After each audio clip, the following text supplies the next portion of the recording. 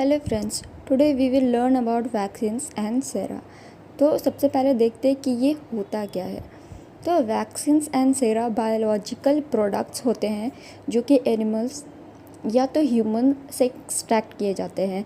तो basically this are the biological products. तो इनका काम क्या होता है? इनका काम होता है कि ये जो हमारे इम्यून सिस्टम को है वो स्ट्रॉन्ग बनाते हैं सो दैट कि ये हमारा बॉडी किसी भी डिजीज़ से आराम से लड़ सके।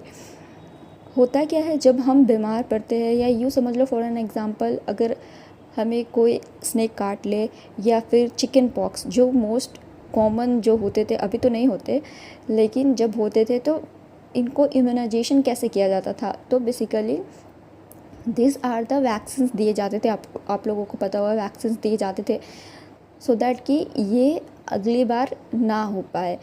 तो बेसिकली वो वैक्सीन्स होते क्या थे, हमारे जो बॉडी को थे, हमारे इम्यून सिस्टम को थे, वो स्ट्रॉन्ग बनाते थे सो दैट कि अगर हमें फिर से दोबारा होता था, अगर वैक्सीन्स के चांसेस होते थे, चिकन पॉक्स अगर होने के चांसेस होते थे या हमें चिकन पॉक्स के अटैक्स आते थे, तो हमारा जो बॉडी था, जो हमारे इम्यून सिस्टम था, वो उनसे लड़ के हमें बचाता था सो दैट कि हमें चिकन पॉक्स दोबारा ना हो। This is a small example. तो आगे चलते हैं। Vaccines give active immunity. So जैसे कि हम लोग जानते हैं एक्टिव दो तरह की इम्यूनिटी होते हैं, एक्टिव इम्यूनिटी होते हैं और एक पासिव इम्यूनिटी होते हैं। सो जो वैक्सीन्स होते हैं वो एक्टिव इम्यूनिटी होते हैं। अगर आप लोगों को एक्टिव इम्यूनिटीज़ के बारे में ज़्यादा डिटेल में पढ़ रहे हैं तो डू लेट मी नो के। तो वैक्सीन्स जो होते हैं वो तो एक्टिव इम्यूनिटी प्रोवाइड करते हैं।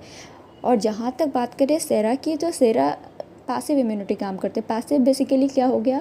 पैसिव आप ऐसे समझो कि दीज आर द रेडीमेड, जैसे कि आप बाज़ार से कुछ लाए और तुरंत कंज्यूम कर लेते हो, तो दीज आर बेसिकली दिस, मतलब दिस आर रेडीमेड इम्यूनिटी जो हमारे बॉडी को दिया जाता है एंड तुरंत एक्ट करता है हमारे बॉडी पे। तो अब हम थोड़ा डिटेल में जानेंगे कि एंटी सेरा होता क्या है। तो सेरा को बेसिकली हम लोग एंटी सेरा भी कह सकते हैं। तो ये क्या होता है? Purified and concentrated preparation of serum of horses and rabbit. देखो इसमें क्या होता है ना कि जैसे अगर हमें कोई मेडिसिन बनाना है, ठीक है, फॉर एग्ज़ाम्पल आप ऐसे समझो कि अगर हमें किसी भी डिजीज़ का अगर कुछ बनाना हो, एंटीबॉडी बनाना हो, तो बेसिकली क्या करते हैं, वो जो एंटीजन होते हैं ना, ये ऐसे रैबिट और हॉर्सेस में डाले जाते हैं बेसिकली, और वो इनके रिस्पॉन्स में जो क्या एंटीबॉडी बनाते हैं, ठीक है।